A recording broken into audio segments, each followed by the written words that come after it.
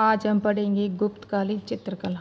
गुप्तकालीन चित्रकला आज हमारा ये गुप्त काल का पूरा लास्ट वीडियो है। इसके बाद हम स्टार्ट करेंगे गुप्तोत्तर काल।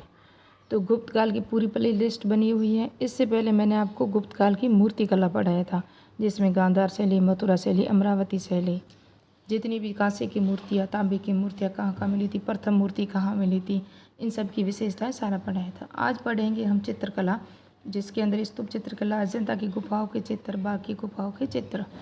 ये देख सकते हो आप, स्तूप वगैरह और गुफाएं, अजंता की गुफाएं, बाघ की गुफाएं, इन दोनों को आप कंपेयर करके मैं पढ़ाऊँगी। किसने खोज की थी, कौन सी नदी के किनारे हैं, किस चित्रों की विशेषता क्या है, इसकी गुफाएं कितनी हैं, कितनी प्राचीन है, कितनी नवीन है।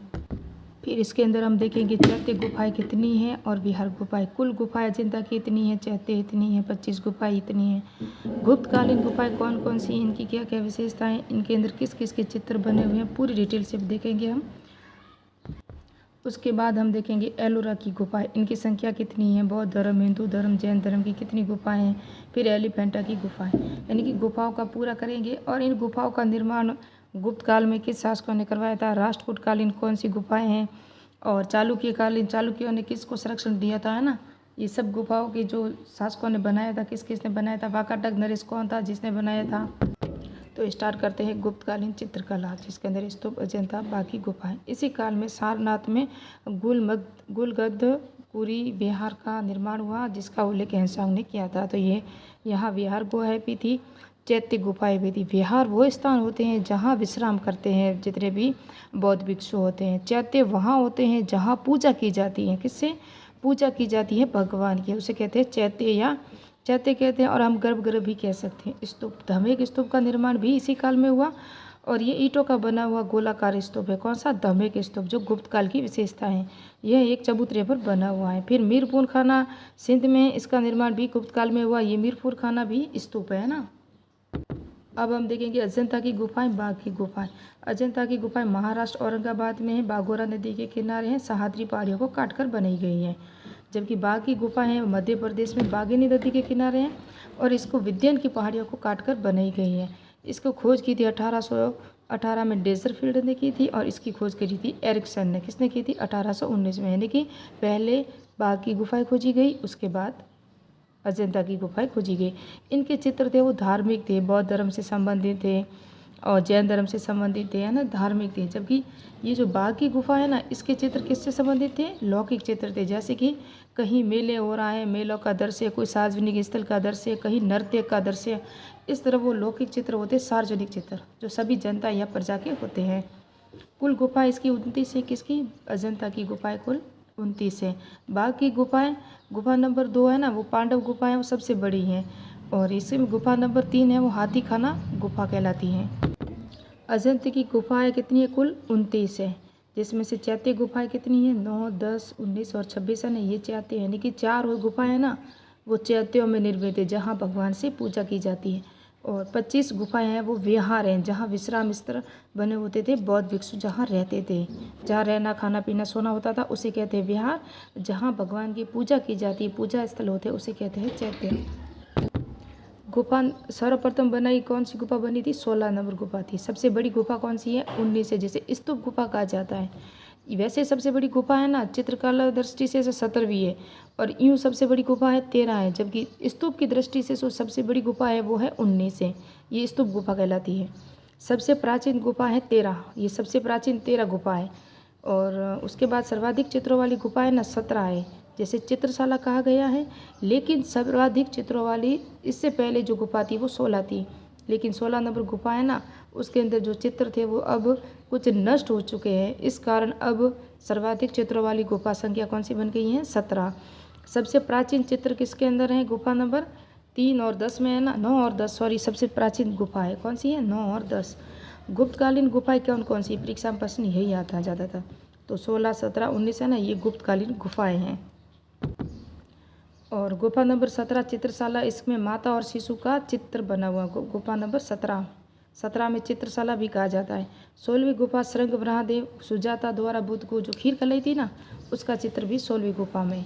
मरणासन राजकुमारी वो होती है जो यानी कि मरने के व्यू पे बैठी हुई है और हम ऐसे ट्रिक लगा सकते हैं कि 16 साल की राजकुमारी हैं, 16 साल की राजकुमारी हैं, वो अपने वो जो मरणासन वियोग में बैठी हुई है, मरने के कगार पर, उसकी शादी के लिए या शादी हो चुकी है या उसका पति गुजर चुका है इस वियोग में।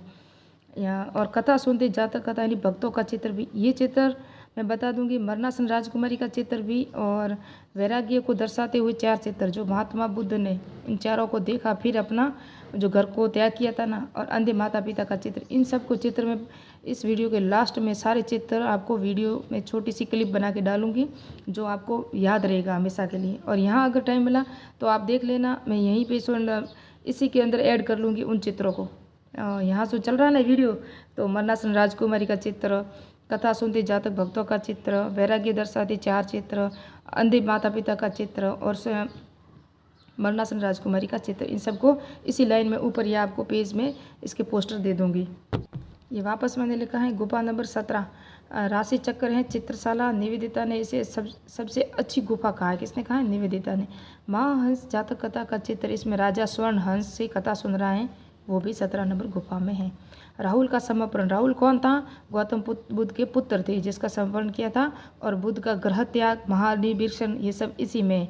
29 गुफाओं के चित्र, 29 गुफाओं में से 9 गुफाओं के चित्र है ना वर्तमान में सुरक्षित है।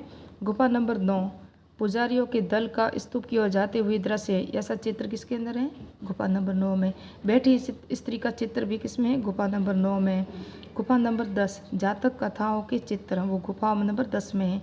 महिलाओं से घिरे राजा के जुलूस का चित्र, वो भी गुफा नंबर 10 में है। रॉयल एशियाटिक सोसाइटी कहाँ है थी? कलकत्ता में। द्वारा अजंता के चित्रों को कहाँ प्रकाशित करवाया गया? पत्रिका में इनके छपाया गया था। अजंता की गुफा नंबर 8 से 13 तक गुफा हीनयान संप्रदाय से संबंधित है। किससे संबंधित है? हीनयान से संबंधित है। गुफा नंबर 19, यह सर्वाधिक बड़ी स्तूप गुफा है। मैंने कहा सर्वाधिक बड़ी और स्तूप गुफा है। 9वीं 10वीं गुफा के चित्र सबसे प्राचीन है। 9वीं 10वीं गुफा के चित्र सबसे प्राचीन है, जबकि गुफा नंबर 13 है ना, वो सबसे प्राचीन है। और चित्र किसके प्राचीन है? 9वीं 10वीं। और ये सब गुफाएं भी सबसे प्राचीन है, 9वीं और 10वीं। 3 प्रकार के चित्र यहाँ मिलते हैं हमें। एक तो आलेखन, वर्णन और अलंकरण पद्धति के चित्र यहाँ मिलते हैं। अब अजंता की गुफाओं के चित्रों की विधि कौन सी थी? तो टेम्पोरा और फ्रेस्को विधि से ये चित्र बनाए जाते थे। इन चित्रों में 6 प्रकार के रंगों का प्रयोग हुआ था। कौन सा? लाल, काला, सफ़ेद कह सकते हो, नीला, पीला, हरा। लेकिन लाल, काला, पीला, नीला, सफ़ेद, हरा ऐसे है, लेकिन मैंने ऐसे कहा आपको याद रह जाएगा, लाल, काला, सफ़ेद, नीला, पीला, हरा, है ना। 16वीं 17वीं 19वीं गुफाएं गुप्तकालीन है। और इन गुफाओं को वाकाटक नरेश कौन था? पृथ्वीसेन सेकंड ने बनाया था। पृथ्वीसेन सेकंड है ना, उसका सांबन था। कौन था? व्याघ्रदेव, वराहदेव भी ने इन सबको बनाया था। और उसके बाद गुफा नंबर 1 और 2 के चित्र, और 6वीं और 7वीं शताब्दी में वातापी कौन थे? चालुक्य शासक पुलकेशिन द्वितीय के काल में बने थे। तो गुफा नंबर 1 2 के चित्र कौन कौन से, मैं थोड़े से बता दूं इनको। गुफा नंबर 1 में एक तो बौद्धिक स्तव, पद्ममणि और वज्रपाणि के चित्र, और एक है सांडव की लड़ाई, ये गुफा नंबर प्रथम में चित्र है। एक है मार विजय का चित्र, चालुक्य सम्राट पुलकेशिन द्वितीय की सभा में कौन आया था? फारसी नरेश खुसरो परवेश द्वितीय की दूत के स्वागत का दृश्य प्रथम गुफा में, जो चालुक्यों की मैंने बताया प्रथम गुफा। द्वितीय गुफा थी वो विदुर पंडित जातक कथा का चित्र, और बुद्ध के जन्म का, माया का स्वप्न, झूला झूलती राजकुमारी के चित्र किसके अंदर है? गुफा नंबर 2 में है। और ये चालुक्य शासकों द्वारा काल में बने थे। एलोरा की गुफाएं कहाँ है? औरंगाबाद में। औरंगाबाद महाराष्ट्र में है, और ये 7वीं से 9वीं सदी में है। और इनके राष्ट्रकूटों की गुफाएं कहा जाता है, इन्हें राष्ट्रकूटों ने बनाई थी। इनमें गुफाओं की संख्या कितनी है? 34 है। किसकी? राष्ट्रकूटों द्वारा बनाई गई। और एलोरा की गुफाएं कितनी है? 34। और अजंता की 29। और बाकी गुफाएं 5 मैंने अभी आपको पढ़ा, या नहीं तो वापस वो बाकी गुफाएं दिखाऊंगी। 1 से 12 तक बौद्ध धर्म से संबंधित गुफाएं हैं एलोरा की। 13 से 29 तक हिंदू धर्म से संबंधित गुफाएं हैं एलोरा में। और 30 से 34 तक जैन की धर्म से संबंधित गुफाएं हैं। एलिफेंटा की गुफाएं ना, वो शैव और बौद्ध धर्म से संबंधित हैं। किससे? शैव और बौद्ध धर्म से। मैंने आपको एक पॉइंट गलत बताया है कि बाघ की गुफाएं 5 हैं, जबकि 4-5 गुफाएं हैं ना, वो सुरक्षित है। और संयुक्त रूप से इनको रंग महल कहा जाता है। इनको क्या कहा जाता है? रंग महल। जबकि कुल गुफाएं 9 हैं। किसके अंदर हैं? बाकी गुफाओं में कुल 9 गुफाएं हैं। और गुफा नंबर 2 मैंने कहा ये, लेकिन इसकी कुल गुफाएं 9 हैं, 4-5 सुरक्षित हैं। और इन गुफाओं को संयुक्त रूप से रंग महल कहा जाता है। 2 गुफा नंबर 3 है ना वो हाथी खाना है, और गुफा नंबर 2 है वो सबसे बड़ी है जिसे पांडव गुफा कहा जाता है। अब लास्ट में मैं आपको थोड़े से वो चित्र हो सका तो मैं यहाँ चित्र इसके अंदर ही एडिट कर लूँ, या लास्ट में शॉर्ट वीडियो बना इसके अंदर शॉर्ट थोड़ा सा एडिट कर दूँ, जिसके अंदर मरणासन राजकुमारी वगैरह चित्र हैं, वो देखती हूँ मैं कैसे कहाँ एडिट करूँ।